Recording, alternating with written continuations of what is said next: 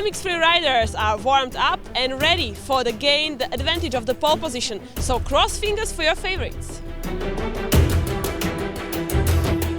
Clement, after the fastest time for lap, it seems that Trax fits you. Yeah, I really like the track. I mean, I raced 3 months ago when I did the national championship here, and it was a good learning race for me. So I hope I can do well this race. Today is only qualifying race, but it's always nice to be the first one to pick the gate.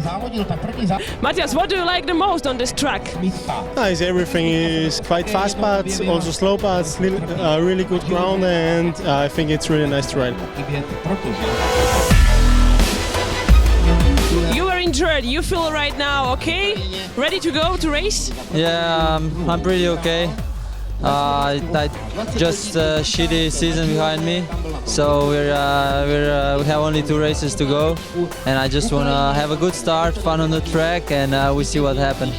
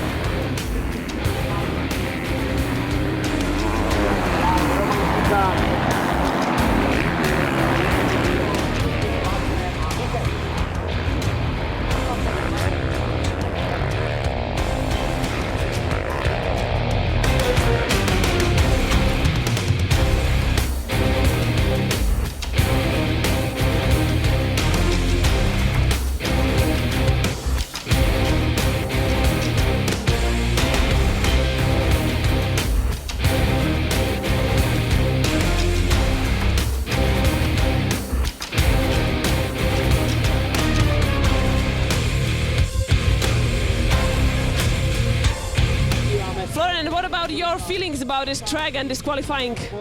Yeah, you know, was a little bit difficult beginning because I take a shit start and I have to pass much rider, and Smola Greshka was too much in front of me, so I just stay on third, and was okay. I think will be good for tomorrow. Clemo, you almost took whole shot, but it was Franta Smola who did it. So then, just the second place, you are satisfied? Yeah, I'm satisfied. I start second. I rode some consistent land behind him, so I try to do different lines, and in the end, second place is good for the qualifications. Congratulations, Franta. It was really great. What helped you the most doing the pole position for tomorrow? Oh, you don't know. A couple last weeks I feel very bad on the bike, and a couple last races was bad for me. But I was really excited all year for this round because this is my favorite track, and I just go on the gate and just I want the whole shot, and I want to win. So I just put everything what I can, and I win. I'm really happy. So I'm looking for tomorrow. Same with today.